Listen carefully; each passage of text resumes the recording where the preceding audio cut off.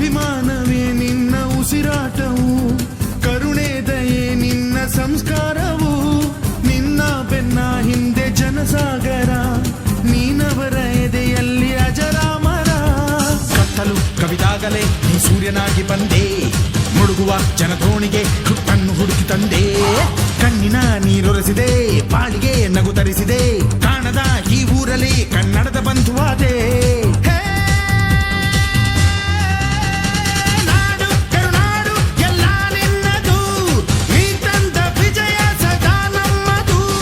ಜೀವ ಕನ್ನಡ, ದೇಹ ಕನ್ನಡ, ಬಾಳು ಕನ್ನಡ ನನದೆಂದೋನೆ ನಮ್ಮ ನಿದ್ದಿರೆ ಕದಿಯುತ್ತಿದ್ದರೆ ಸಹಿಸೋ ನೀನಲ್ಲ.